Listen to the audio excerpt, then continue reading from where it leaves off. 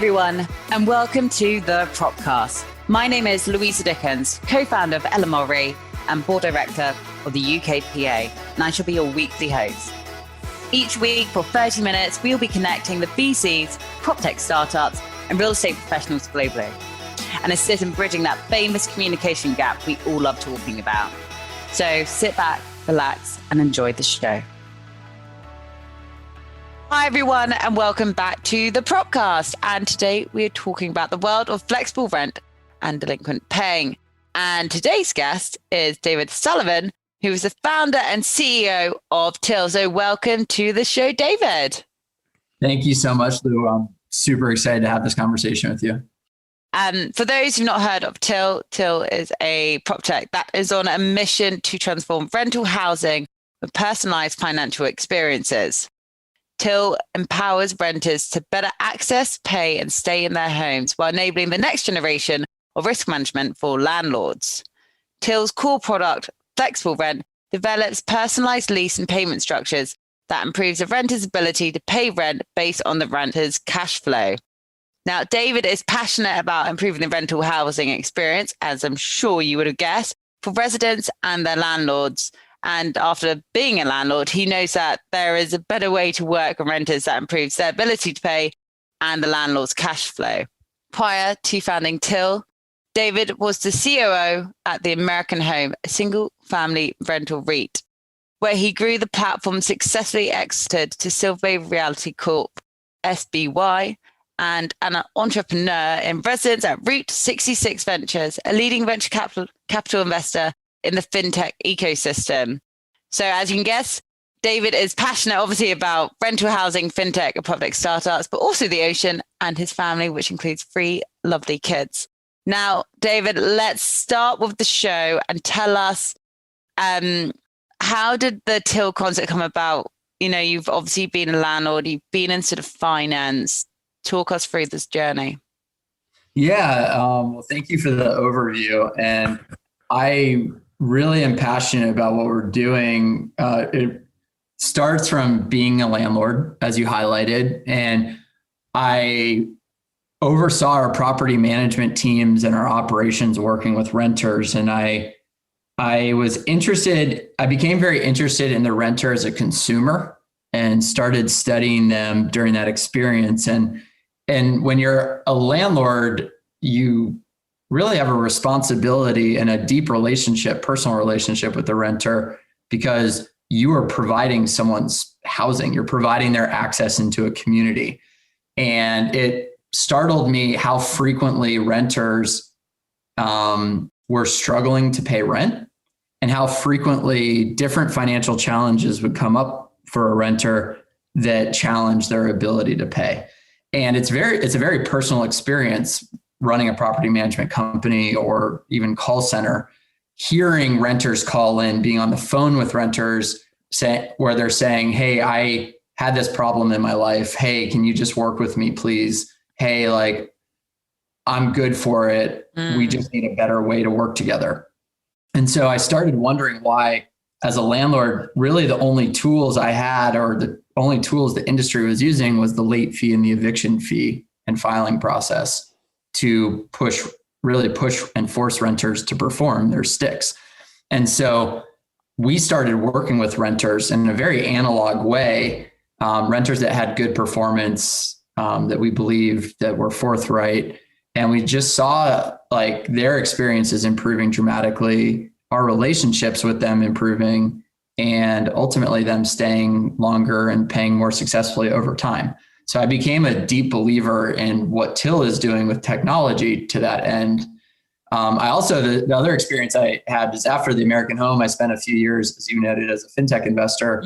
And there's just a lot of ideas, old ideas, and a lot of emerging new ideas that have been coming out of the fintech arena around data analytics, payments, lending, insurance, and using all of those in a more personalized way.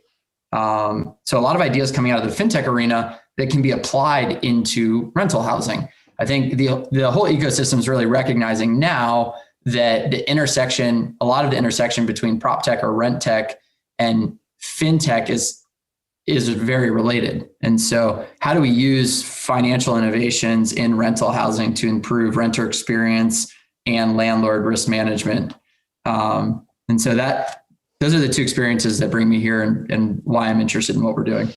I guess it gives renters and landlords, rather than giving them an ultimatum like, here's the fine or you're out, you pay your rent or you're out, it's giving more of a solution, which I think a lot of people in this day and age are looking for. And there should always be a solution now we have different technology advances.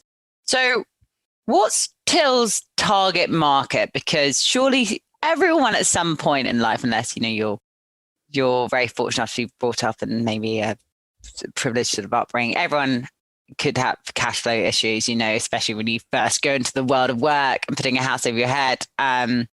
What is it? Is it, the younger generation? Is it older? Yeah, it's interesting. So at the very top today, we are focused on the rental housing market, although there are applications into home ownership maybe at some point, but we're focused on the rental housing market. The rental housing market is about a third of the U.S. Rents. It's about 45 million households and about 120 million people. And there, other than like people that rent as a lifestyle choice and trophy kind of rentals, the Class A cut. Other than that, like rent for pretty much everybody is the largest expense. And the other kind of commonality of the renter that we work with is because rent's the largest expense and occurring every single month, it is the expense that gets challenged when challenges arise in their financial life, whether it be cash volatility or income volatility issues, which are highly prevalent. Most Americans have 25% month-to-month income volatility, which it's kind of astounding. We think of like income as like you get a paycheck every 2 weeks or 4 weeks, but the reality is like there's a lot of there's a dynamic nature to what income is across pretty much all Americans, and that constrain someone's ability to pay.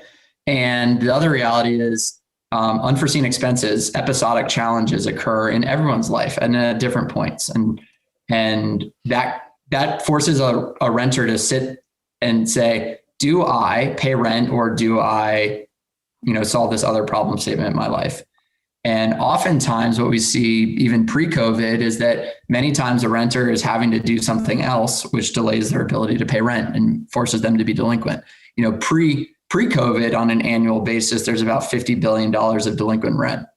God. And pre-COVID on an annual basis, there's about $50 billion of payday loans borrowed every year. And it's a very similar population that's doing both. So you have about $100 billion financing challenge. It's a challenge towards being able to pay rent. And so we wanted to step in and improve the renter's ability and willingness to pay with what we're doing to prevent them having to pay a high cost late fee charge or take on a payday loan, both events which actually can exacerbate the renter's ability to pay in the home long term. Taking on high cost charges for a renter actually worsens their long-term financial position in life, which exacerbates default risk and actually increases the likelihood of a bad outcome for both the renter and the landlord. So we've spoken obviously a lot about what an asset can be to a renter. Say I'm a landlord. Technically I'm a landlord, not a very big landlord. But what tools does your product give me? Yeah, so our core product is called Flexible Rent. And flexible rent it's a few things. At the heart of it is an intelligent payment schedule that enables a renter to better budget, save, and pay for rent. It's like a financial advisor for managing rent effectively. And the schedule that we build uses data and analytics on the renter to uniquely understand them and personalize their payment schedule. And then it can adapt to the renter's needs over time as the renter's financial reality changes, which it does. We've built Flexible Rent to work with both on-time payers, where it is helping them budget, save, and pay for rent, but also delinquent payers. And for delinquent payers, while they're successfully enrolled in the program, two things happen. So one, the renter, when they're successfully enrolled, is not being charged late fees or eviction filings. They are making payments consistently, And we have very high probabilities that as renters are on the program, we know that there's 98, 99, over 100% certainty that the remaining payments will come through based on historical analysis of other people in the program like that. So we actually can stabilize rental payments in a portfolio for a delinquent payer. But the other thing we do with a delinquent payer is we build a schedule that not only stabilizes them, but then moves them back to becoming an on-time payer. So we want to make sure that we're increasing on-time cash flow for our landlord partners as much as possible. And what's been interesting is for the delinquent payers, we actually see almost an immediate increase to on-time cash flow for our landlord partners because we're able to collect about a third of rent on time immediately. Oh, so wow. It's not that a delinquent renter has no ability to pay or no willingness to pay, but it's actually building a structure and working with them in a real verified way to get them to be making those payments. So we see immediate on-time cash flow improvements for our partners, which has been really cool to see. And then the other reason our landlord partners are rolling us out is because delinquency management just takes a lot of time. You know, it's not a fun part of the property manager's job. And it is very time consuming. So our partners, we're in hundreds of buildings now, and they're quoting, like, they're usually spending about an hour per week per delinquent renter. And if you add that cost up over a year, you know, a 200 to 250 unit multifamily site or corresponding single family portfolio, spending about $40,000 to $50,000 a year just managing delinquency. And so we can step in and through tech, give them a better tool and a better resolution towards unlocking the renter's potential and unlocking that site team's task that they frankly don't really like to do. Yeah. I can't imagine many people like chasing rent. It's like when your friends owe you money, you just don't, no one wants to be chasing it. And I guess if they receive 1/3 of the rental payment, that definitely covers the cost. Fine, they might not be making profit yet, but that's hopefully a good amount of what the landlord needs for them to sort of carry on business. Well, the reality is, like, for the delinquent renter that enrolls, that landlord wasn't going to get anything in the current scenario. So if you're in a portfolio where 80% of your renters are on time and 20% of your renters are delinquent, today there is no cash flow from the 20% by the on-time date. And so I take that third. You're right. Like, so what we see is we actually can step in and there's really high demand from that 20% of the renter base for products like this. And we see an immediate adoption from them. And we also see an immediate unsticking of the willingness to pay and cash flow coming in the door. And so we see an 80% on-time cash flow collection rate for the landlord move up to a 84, 85, 86% almost instantly. And the landlords who are using your product, and I'm sure you've seen a massive uptick, especially since the year of COVID, where it's no doubt been challenging for so many people to pay their rent in time with the mass unemployment out there and obviously sickness. Have you have landlords been a lot more sort of receptive to it? Because, you know, some of these huge landlords are famously not that innovative, could we say? I know we all talk about it, but some landlords must be pretty hard to get into. What's your experience been of it? I actually think, like, landlords want to be innovative, and many of them are looking for ways to be innovative, but they need partners that are building these things. So, I mean, it takes a lot of investment into these programs to get them running correctly and effectively. It's why we are venture backed. It's why we are building the way we are. And so it's not that landlords aren't innovative. It's just the way that they're capitalized historically hasn't afforded them the capacity to be building towards these tools to do things at scale.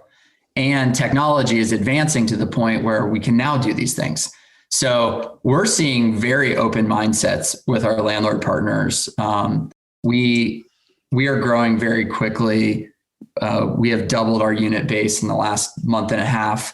And we have partnerships now with, I'd say, 5 of the top 10 owner managers in the country. So when we go to market, just to clarify, we go to market with landlord partnerships. We are a B2B2C distribution strategy, and we work with institutionalized owners and managers. So our institutional definition is more based on their process, but from a unit perspective is usually anywhere from 1,000 up to over 100,000 units. Many of our clients and partners have 2,000, 5,000, 10,000, 20,000 units that they're owning or managing. So we go to market through these partnerships, and our partners have been highly receptive. They've been great thought leaders. So we really look at our partners to help inform where the product should go. What can we better help them do? They are in effect hiring us to do a job, and the job we are stepping in to do is to better work with renters to collect rent. At the end of the day, it's how do we help them better service and better provide a customer experience for the renter. And so there's really amazing feedback loops, if you're listening, from the landlord partners in the market, because they see what they want to occur. They are innovative in their minds. So it's about bringing technology to the partnership and bringing an open mindset and ear towards where do they want the product to go.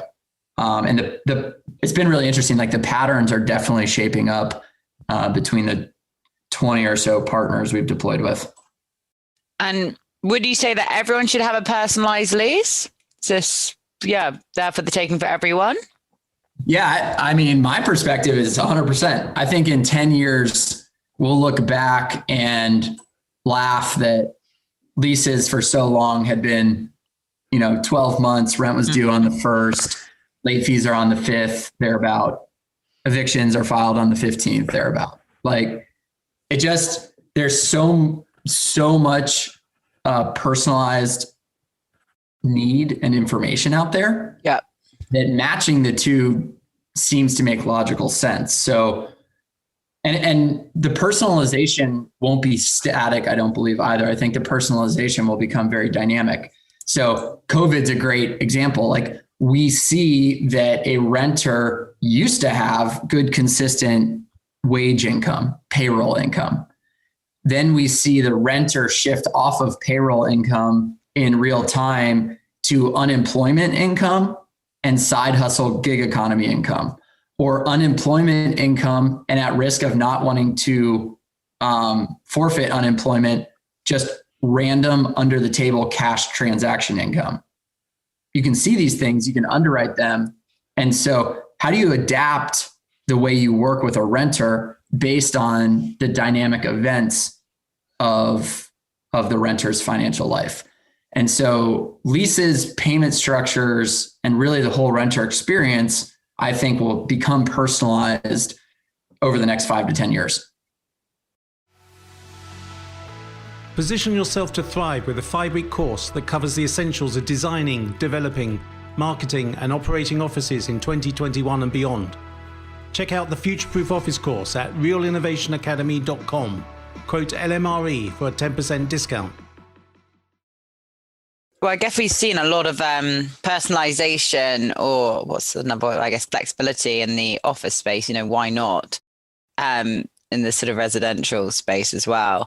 We'll probably see a convergence of the mindsets between short-term rentals and long-term rentals, where we want to look at a renter and say, there's really 3 things the industry needs to think about.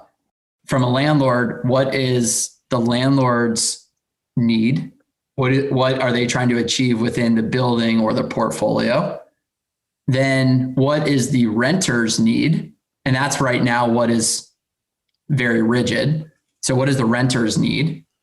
And then the third leg is what is the renter risk? And how do we uniquely understand that, think about it, and adjust to it as we go along? And so I think there's just a lot of room for improvement across those 3 categories, and those 3 categories converging for how we uniquely understand and work within the renter relationship.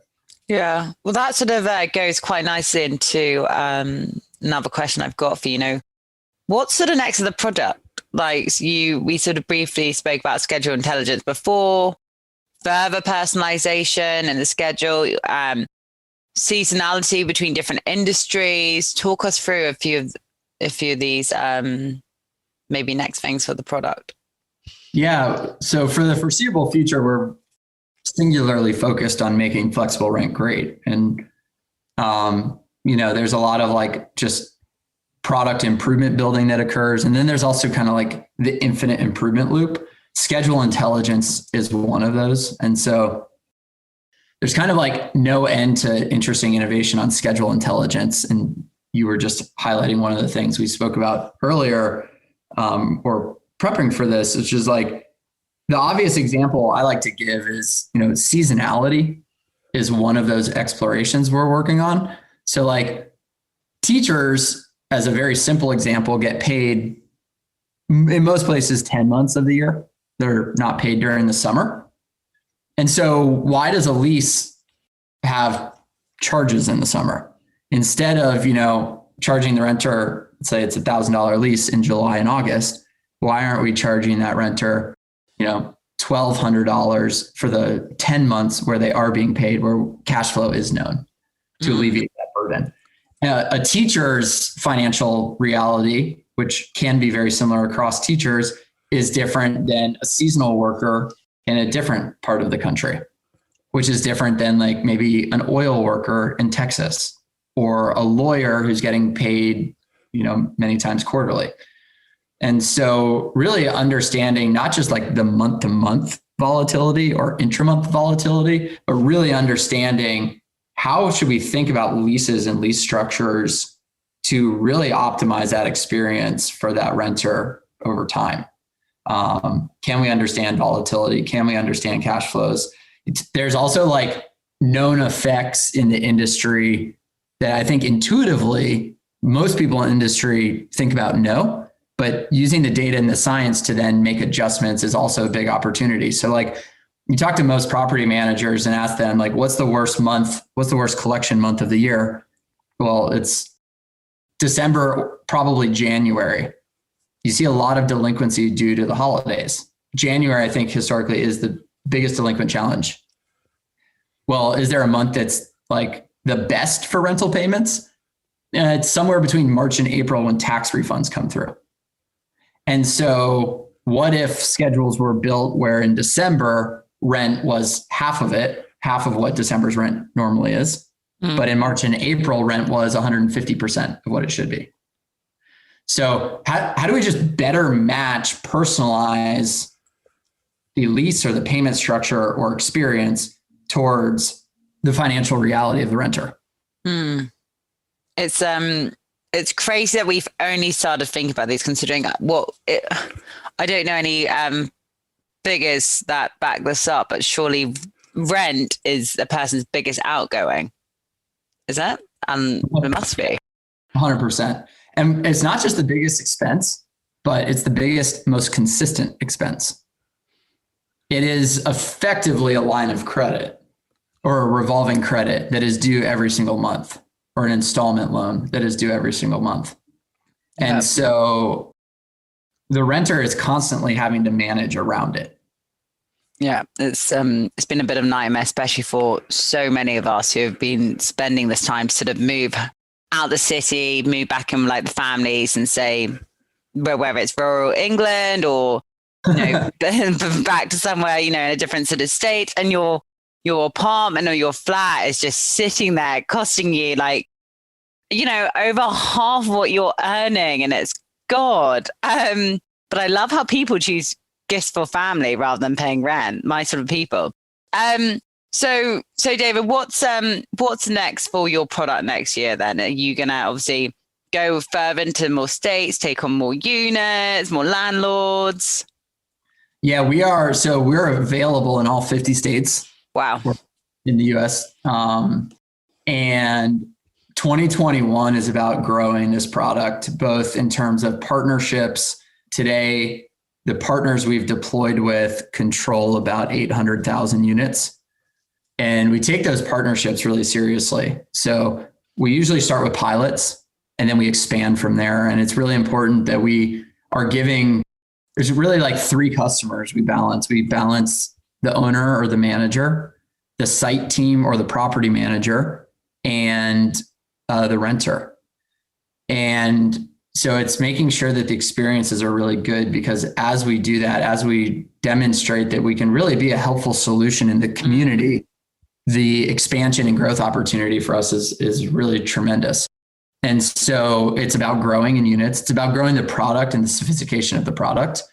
And then it's about thinking through what is the next area we believe that we can transform flexible rent to keep improving the renter and landlord experience. And so there's a bunch of different features that we will be looking at and deploying, as well as product evolutions that we'll be looking at and deploying in the next 12 months.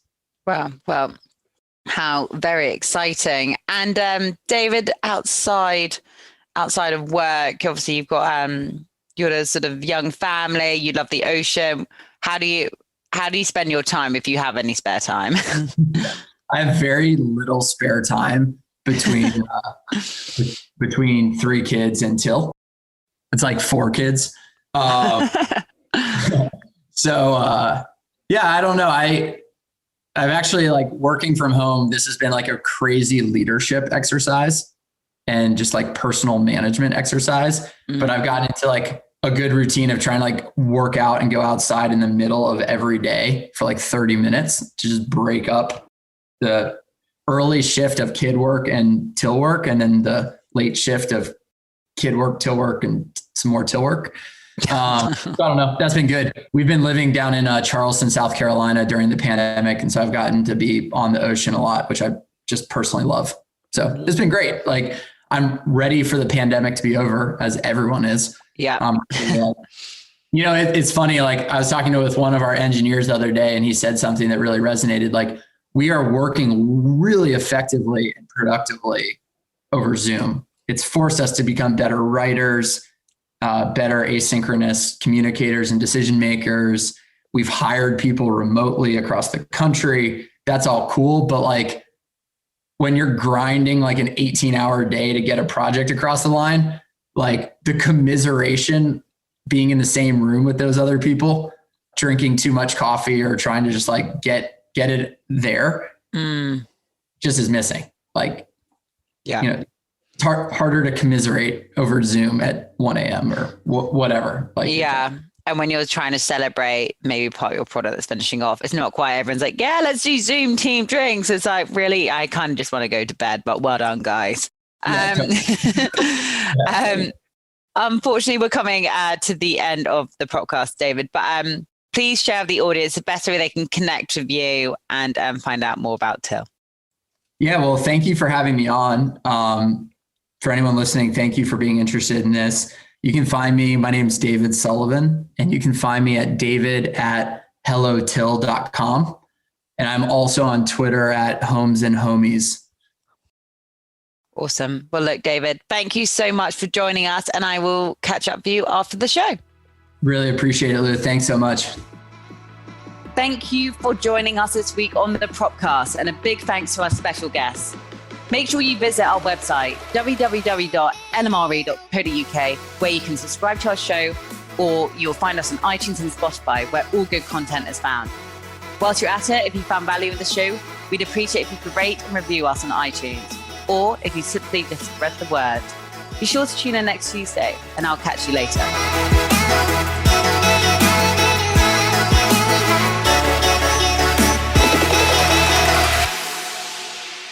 Hi, this is Nelson from Property Quants. I'd like to invite you to join our Introduction to Data Science and Machine Learning for Real Estate seminar. To learn more, visit propertyquants.com/seminar and use special code LMRE20 on Eventbrite for a discount. You're listening to a podcast company podcast. This was made by Podcast Syndicator, where we help you go from start to grow to making money with your podcast. Let us help you share your message and your voice with the world. Reach out now, Jason at podcastsyndicator.com or Brett at podcastsyndicator.com to find out more. Thank you for listening, and do come back to hear nothing but the best podcasts.